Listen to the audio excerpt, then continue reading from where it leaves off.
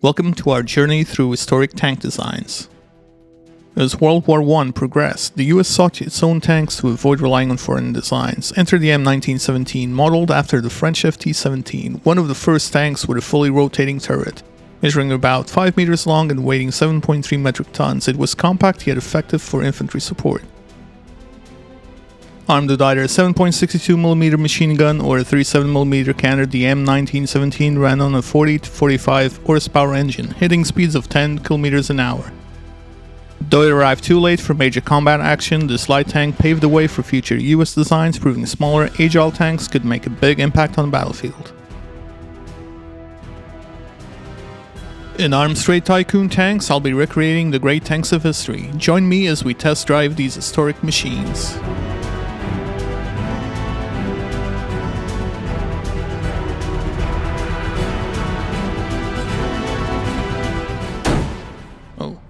Damn. Hey everyone, it has been a while. As you can see, I have a new tank for you. This is the... well, there is a couple of differences here compared to the M1917 that the US had. Mostly the cannon. I can't get a machine gun on this turret. I don't know why. I think it's just a game. And there's a signaler which I should have removed, but I didn't, so that is my fault. But this little nimble guy is one of the first rotating turret tanks in the world.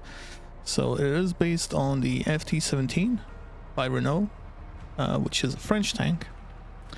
So for those that shit on the French, you know, in the US, the first tank was literally French. But there were a few differences between the American and the French versions.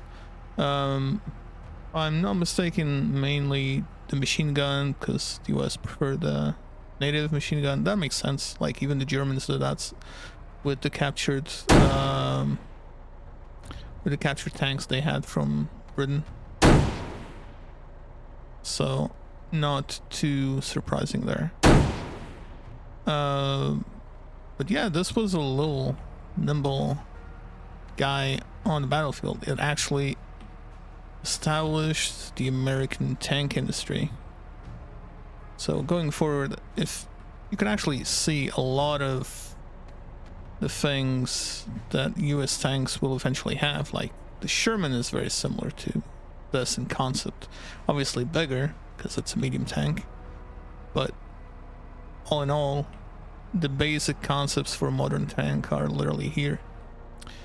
And it was the French who made it, not the British.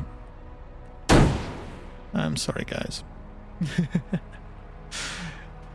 Anyway, let's go around. As you can see, it's actually pretty fast. To be honest, I loaded it up with a bit more up-to-date tech in comparison to what it would have when we unlock this in the game. Also because the stuff we get is a bit inconsistent.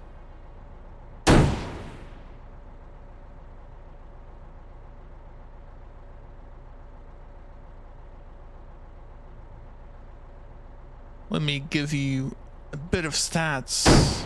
Oh, I missed that? Wow. Okay. Missed that again. So yeah, as you can see, this is the reason why it had the machine gun. Okay, one. That could hit me back, actually. Wow. I missed again. So, let's go with some stats on this. Dimensions, it's about 5 meters in length. Not too big. It's around roughly the size of a car. Which kind of makes sense if you know that it's Renault doing, like they are an automobile company. So possibly their factories were just set to be able to produce certain chassis sizes. I don't know. would have to read up a bit more on that. It had about 1.8 meters. Once again, I think it has to do with the chassis size that the factory allowed to build for mass production. And it was about 2.1 meters in height. It weighed roughly 7.3 metric tons, so this thing is heavy. It is a heavy boy, but that is like a lot of steel. Makes sense. It is a light tank, but oh, the cannon doesn't like aiming properly. I don't know if you can see, but it's actually shooting twice. I don't know why. I think it's a bug with this cannon. See if I can hit two of them at the same time. No, I can't. That's a pity.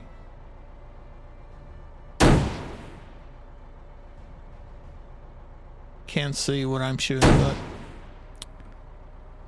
I trust the projectile. That's one. Yeah. Because I'm like reading and speaking, I might actually lose on time. Well, so here's the thing. This actually could be equipped with either a 7.62 millimeter machine gun, which I should have been able to in the game, but it doesn't allow me to at the moment, or a short-barreled 3.7 millimeter cannon, which I do believe is what I have on this. Yeah, it is the SA-18 3.7, so that should be 37 millimeter on it. You can see the turret is like a full 360 degree, so it could shoot pretty much at anywhere, which was absolutely revolutionary on the battlefield. Because if you know the other tanks, they mostly had, like, you had to have a machine gun, like extra machine guns or extra cannons, just to be able to handle specific areas around the tank. Which with this you can actually save up on costs with weapons and, you know, just personnel entirely. Like, you could run this thing with 2 people. Just well, a driver, I was gonna say pilot, but a driver and a commander who also handles the gun. So that and that, just that alone, it's like revolutionary, because it's literally a force multiplier. You consider the other tanks, the heavier ones like the Mark 1, they needed like, what, 5 people inside? 4 or 5 people inside compared to 2? And you can actually build these things way quicker than the Mark 1. So it was a win-win. You can see here I actually have 2 models. This is the first one that gets unlocked, and it has a couple of issues because, you know, it has a tech of the time, and I actually tried to make it a bit more how should I put it, historically correct, whereas this one I actually set it with 3 of them and it works fine. But if I was able to load this with a machine gun, we wouldn't need a mechanic loader. Just driver mechanic would have been fine. And would have been like a perfect fit. Engine wise, this thing had a 4-cylinder gasoline engine, so 45 horsepower.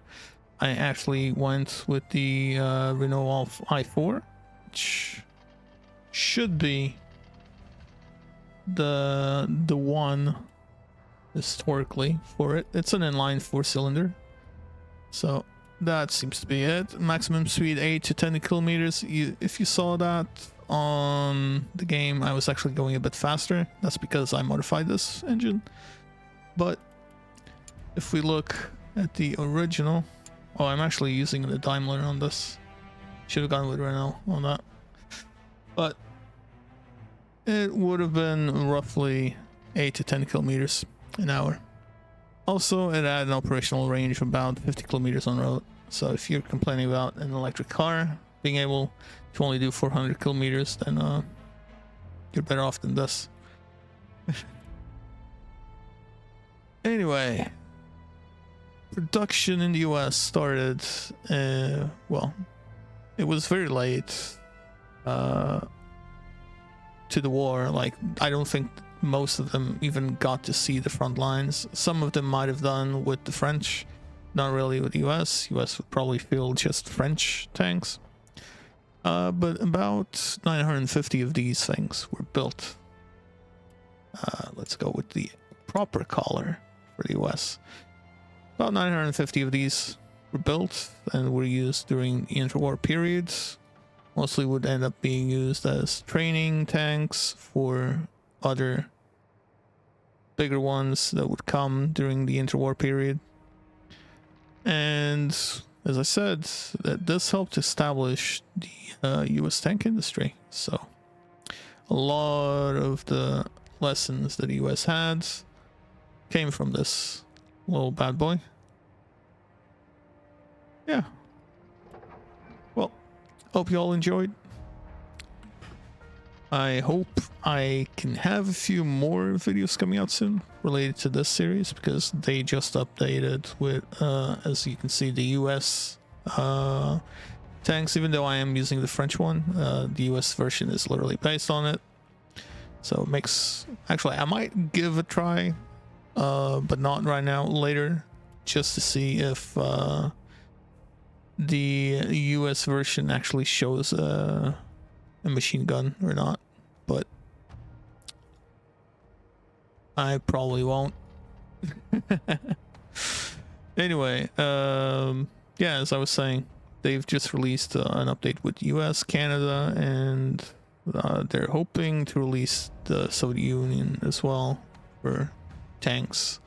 At least some of them to be available for us to play around, even though most of the main designs are UK based. So we'll see how this goes. Next ones will probably be some more French or German tanks from World War I period, like as you can see here, the A7V. This is a very big boy. I don't actually have a design for it. And these are the medium tanks that end up becoming the predecessors to the German light tanks. So we might start having a look at those. And, you know, tank busters and all, not tank busters, but bunker busters and other crazy ideas that they were having at the time, because, you know, trench warfare was hell. Anyway, I hope you enjoyed the video. I will see you on the next one then. Bye.